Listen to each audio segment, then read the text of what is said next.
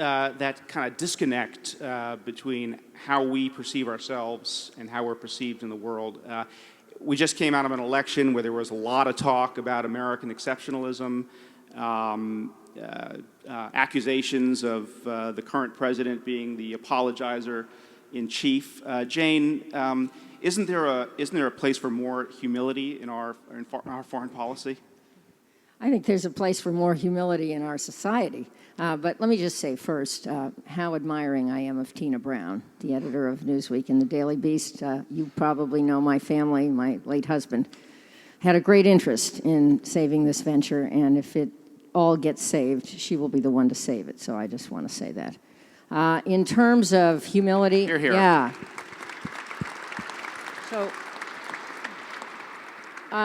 in terms of humility, I think most Americans, I certainly saw this during my long combat tour in the United States Congress, being attacked from the left and the right on a regular basis, that most Americans don't care very much.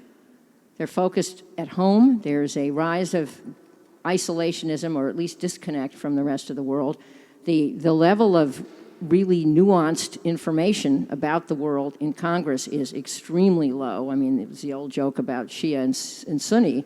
I think 5 members of Congress knew that there was a difference and what the history of that was while were at war. I mean, I think we've played some catch-up. But there are 52 flavors, I think, according to the Wilson Center and Robin Wright, who edited a book, of Islamist political parties. How many people could even name 3?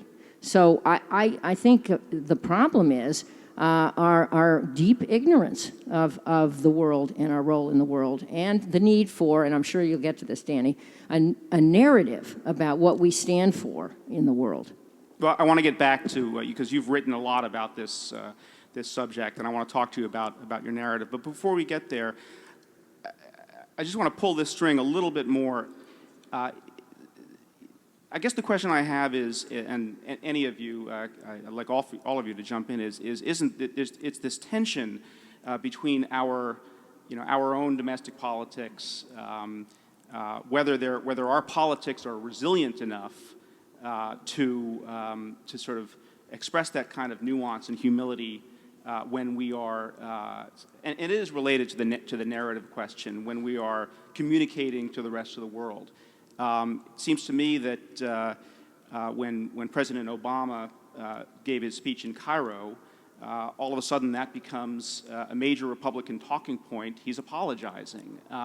And do you think that our politics ultimately are resilient enough, are strong enough to be able to accept that kind of humility, that kind of approach in how we communicate to the world?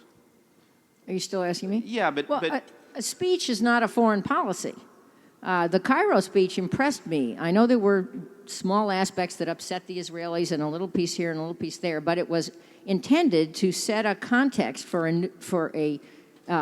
America's posture in the world going forward, one that embraced Muslims, who are, 99% of them, peace-loving and abide by a religion that is more or less, mostly, like most other religions, peace-loving. But at any rate, there wasn't a sustained follow-up. Our economy crashed, and the tactical requirements of protecting our country overwhelmed any effort for a really a real reset. And now is the time to do this. I mean, my bottom line here, and I think most people would agree, is we need to win the argument with a kid in the boonies of someplace trying to decide whether to strap on a suicide vest.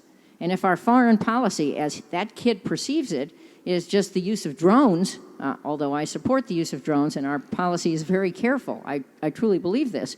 But that's not a foreign policy. Our foreign policy is that we have values. We're projecting those values. We are generous. We help in disasters. When there are such things, we build schools, etc. That's what will win the argument with that kid.